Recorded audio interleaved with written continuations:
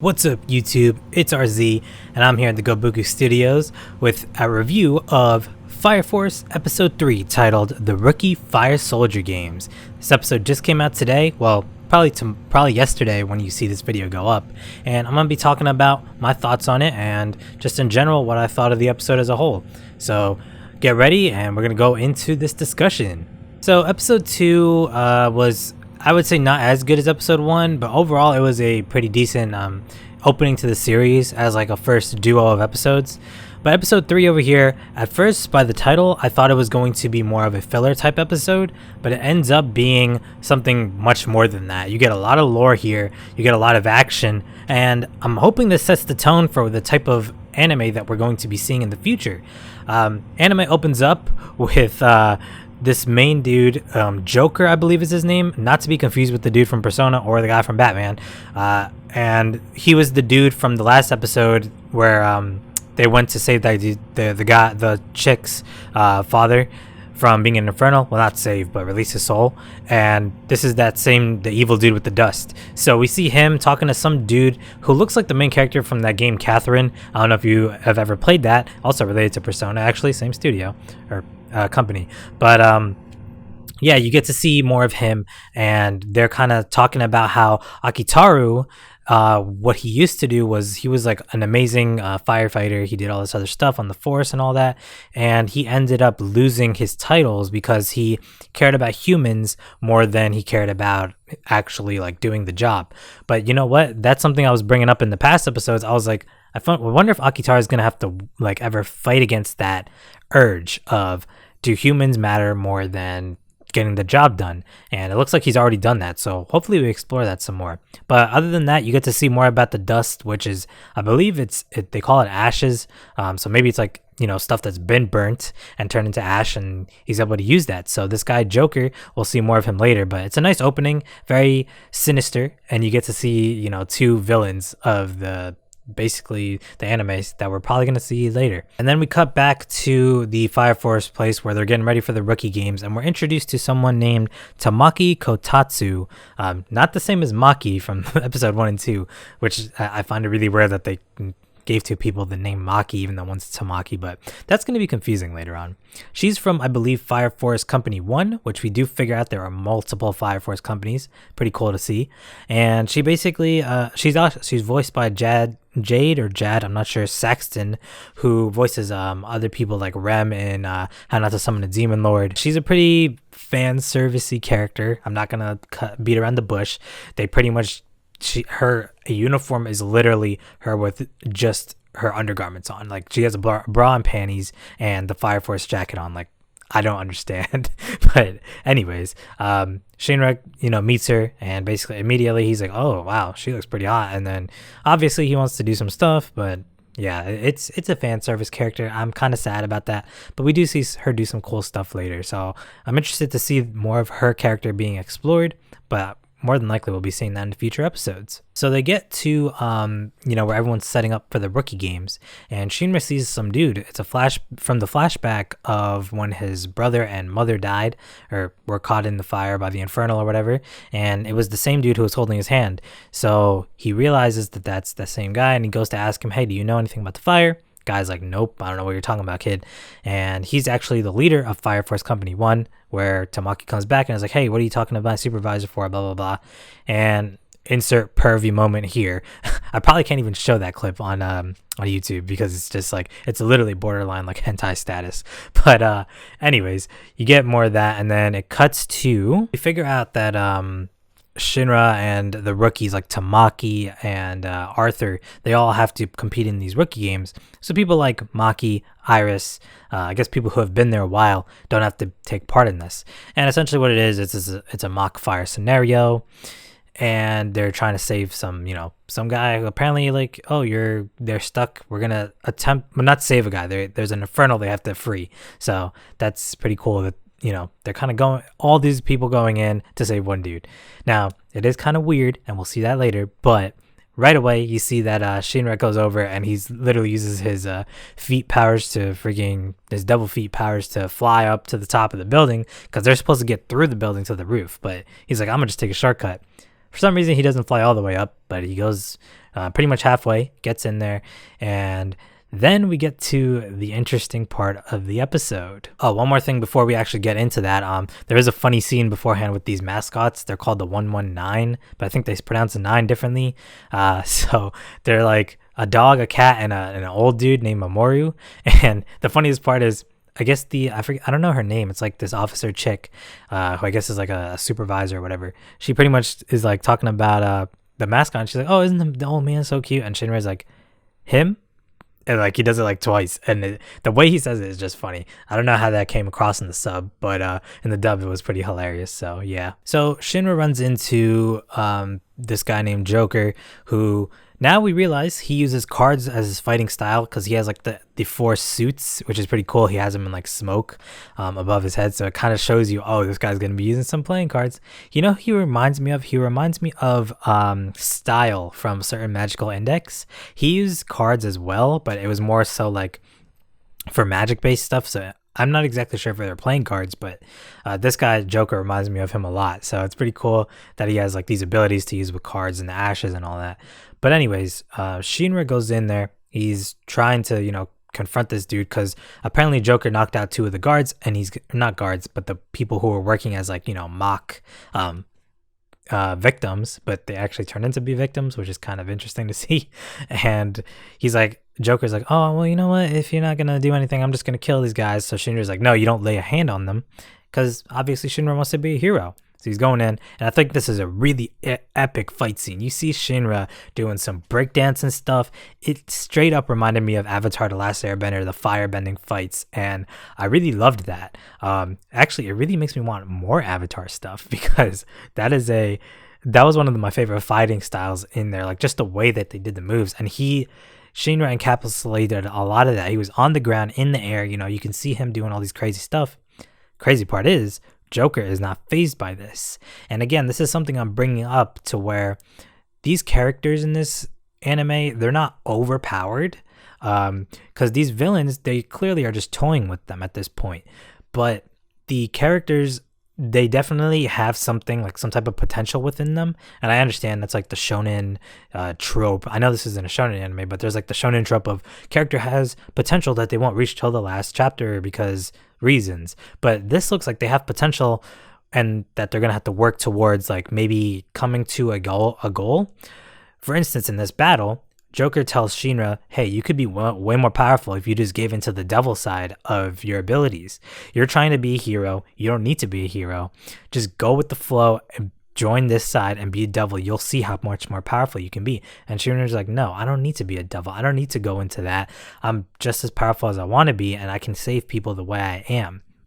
So I really liked that character development they gave Shinra here, where he's definitely not a bad guy. I don't even see any ounce of evil in him, but that could also be a double-edged sword because there may be a time where he'll have to put someone down, and he might not be able to because he is such a good person. Shinra's, crazy smile whenever he's nervous, the super wide smile, saves his life because Joker's like, "Hey, this guy, even when he's about to die, he's smiling. I like that." And then he's like, "All right, I'll give you another chance." But before doing that, he essentially gives him another chance by saying, "I'll tell you something that you want to know." Apparently, Joker knows about what happened 12 years ago with his brother and with Shinra's brother, and his mother. So Joker goes in, he starts explaining it, and you find out that Shinra's brother is apparently still alive. The thing is, do we believe this Joker guy? I don't know. I can't tell one way or the other. Maybe his brother is alive, but not in the way he might think. It could be as an infernal. Who knows? Part of my theory was like in the first episode was maybe his brother turned into an infernal and killed the mother, and just was never put down. But we have yet to see whether or not the Fire Force Company 1 guy ended up taking out that infernal that took the house down, and the flashbacks of Shinra stuff. So we'll see what happens there. But anyways, back to the story. Joker reveals that to Shinra, and Shinra's like, "Even if you're going to reveal this stuff to me, I'm not going to be evil. I'm going to take you down. I'm a hero, and I have the other guy to go talk to, basically, if I want to learn information, because I know that he's hiding something, but I don't know you, and clearly you're trying to kill me, so I'm going to continue fighting." So he does just that and continues to fight the Joker guy, And then we cut over to two characters that are pretty interesting. So we see Arthur and Tamaki. Arthur has some crazy slice abilities with his Excalibur plasma blade, and he cuts like a perfect triangle in the wall, breaks it down, and ends up falling making Tamaki fall onto the floor, and her ass lands right on his face. So the dude is like, dude. But the thing that's funny is Arthur is not fazed by it at all, which is weird because you think that he's the guy that wants to woo all the ladies with his knight abilities. But it's funny because Tamaki lands on him, and Arthur is like, what does he say here? I have it in my notes here. I'm not a knight-shaped seat cushion. So she gets up and she's like, oh my god, you creep. And then she starts attacking him, and he's like, I'm not a knight-shaped punching bag either. I love how he plays up the whole being a knight thing. It's pretty funny. But Arthur and Tamaki are betting pretty much comedy and fan service of this episode. They're shoved in your face. You know, they try to throw them at you as those characters. Not a bad thing, but if they continue with it, you know, it might be kind of annoying. We do see some cool character development here with Arthur and Shinra, though, because they're still trying, because Arthur and Tamaki end up finding the room that Shinra's fighting Joker in. And they all fight together pretty much at one point, and we see that Tamaki can use some crazy abilities. It looks like she can kind of become one with a fire spirit, or fox spirit is what it looks like, because she grows ears, grows like these claws and tail, and she like kind of runs in like a feral type of like, I guess, running style at people to attack them, or enemies I should say. And you see her, Arthur tries to break the ceiling open because something happens, and she has to be the one to finish the job because he can't do it on his own. Anyways, they find the place. Arthur and Shinra are still like butting heads, like, oh, really? You're going to fight the dude? No, I could fight the dude. And then I think Shinra's like, you got to get out of here. This guy's going to blow up the place. And Arthur's like, what are you talking about? Are you just trying to trick me? This is clearly part of the test, part of the rookie games. And I thought that was pretty funny between those two, because I like the friend struggle that they have. So I can't wait to see more with that. Anyways, Joker's like, oh crap, too many people here. Well, I guess we did this too long. Let's go on and finish this up. So he's like, hey, if you're truly a hero, see if you can save all these people. So he puts a bunch of ash in the air, and it's about to explode the entire building. Now, this is where I have a bit of bit of confusion when it comes to the episode, because weren't there like 10 to 20 people rushing in that building in the beginning? How the hell is Shinra, Arthur, and Tamaki going to save all those people on different floors when it's about to explode? Doesn't make any sense to me whatsoever. What ends up happening is Shinra takes the two dudes that were knocked out that Joker was going to kill in his arms. Apparently he's super strong because he could lift 2 humans. Plus, he tells Arthur and Tamaki to grab onto him, so he can lift 4 people's weight at once with his fire abilities. That's freaking crazy in my opinion. And they blast out of there because Arthur cuts the roof, Tamaki blows it off the top, and they get out of there. But not before Joker really, and it's a really cool scene. I'll put it up here. I'll put a picture up. He says "buy and smoke," and it's really cool. It's like he has like a cool kind of art style to his, I should say font style to his, the way he I guess makes an impression, because it's really cool how the way he writes out the word "buy." We see Akitaru and Shinra talking, and Akitaru reveals, number 1, confirmed 100% there are multiple Fire Force companies.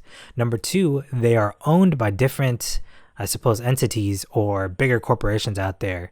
Like one, and this is a name we were introduced to at the beginning of the episode, is called Hajima Industries, who produces all of the equipment for the Fire Force to use. So I guess all those guns, the axes, all that stuff is what, maybe even the armor is produced by Hajima. So I'm assuming they might be a corporation that you're going to have to look out for in the future. And I think in the beginning of the episode, I don't know if Joker and them work for Hajima or if they were looking into it. I don't remember off the top of my head, but clearly that's a big corporation. They said Fire Force Company 5 is who's owned by them, but I don't think we've seen Fire Force Company 5 yet, because remember, Shinra's group is Fire Force Company 8. Fire Force Company 1 is Tamaki and the captain, and I don't think we've seen much else about the other ones, but I guess notable stuff was that every Fire Force company has their own motive, so not necessarily they're all fighting for the same thing. They might not all just want to be good people like Akitaru is. So that's something that Akitaro brings up to Shinra. He's like, look, I'm gonna just be straight up with you. This is how it is. Some of these people are not good hearted, or maybe they're a bit grimy or shady. So Shinra has to watch out for that. And also Akitaro says that one of the companies already knows about human combustion, spontaneous human combustion, and what's going on with that. Interesting to note, because when you hear that, you're like, oh, wait a sec. If one of them knows that, then what if it's someone in our group? But Akitaro quickly shoots that down by saying, our group was formed with me being the captain, specifically so that I could keep an eye on the other Fire Force companies. And I'm like, wow. So Akitaro has a really big job, which is interesting to see, because I would expect that to be the other guy. I can't remember his name off the top of my head. The serious one from episode 1 and 2, Takehiro, I think, or Takeharu. I was like, I thought he would be like the actual leader, but I guess captain is higher than lieutenant, so that makes sense. But essentially that's how the episode ends, where Akitaro is like, I'm really happy that you're on our team, Shinra. So overall, really good episode. I thought it was going to be a filler, but no, it was action packed, had a lot of story in it. We got some stuff that's like fan service that could be questionable to people, but overall I think it was, I didn't mind that stuff at all. And the comedy I think was on point too for what was there. Got a few laughs out of me at the very least. And overall it was really good. However, there's a few things that, I want to say about the episode. Number one, I will say the battle scenes were impressive. Again, it makes me wish there was more Avatar stuff in the world, but sadly, well, I don't know. I think the creators are making something new, but that's another topic for another day. I wish I could see more of that fighting, fire, close quarters fighting stuff. Just straight up, because those attacks feel powerful when Shinra's like kicking someone in the face or attempting to. Joker is a cool villain. I think he's really cool, and I can't wait to see more of what he does with those cards and the ashes. So that was definitely a good intro to your villain squad, or whatever they're going to be called. I don't know. However, the one thing that sucked for me was the ending scene. It felt very lazy when Akitaro was explaining all the different companies to Shinra. It just looked so lazy. They're just standing there. There's not even any background movement happening. Nothing in the sky, nothing at all. They're just standing there and you're listening to them talk. And it doesn't even look like it was that detailed. So again, I'm a stickler for presentation when it comes to this stuff. I think the art style, especially for like the ending theme and stuff, if they would have used some of that type of stuff for the the ending credits theme, if they used that type of art style for that last scene and just it was a still image of that, I probably would have forgiven it a bit more. But because of how lazy that was, and some other things like that just felt kind of stilted and didn't feel like it was as brought to life as it could have been, I feel like that knocks down the episode a little bit. I'm not going to score these episodes individually. However, I will say this was a very good episode and I would recommend watching it. But obviously, if you're watching the series, you're probably going through and watching all of them anyways. Regardless, I think this was a great episode. And to be honest, as a jumping in point, it's actually not too bad, because you get a lot of lore of Shinra's past in this episode as well, without it retreading the same ground too much. It's more of a revelation than anything, but at the end of the day, it's really cool. Love the action. Can't wait to see more. The next episode is something to do with the princess, so I'm wondering where that's going to lead. And with that being said, this has been RZ. I hope you enjoyed this episode of our anime reviews for Fire Force episode 3, and we'll be coming back at you with some more Fire Force videos in the weeks coming. Every Friday, I'm going to record these. Every Saturday, you should see an episode go up in your news feed. So click that subscribe button, click the bells to get notified. And right after you watch your episodes of Fire Force, be sure to check us out, because we'll give our insight on what we think of it and other animes as well. Leave those in the comments below. With that being said, I've been RZ. This has been the Gobuku Studios. I've been in the Gobuku Studios, and this has been Gobuku. And we'll see you in the next video. So I'll catch you next time. Peace out.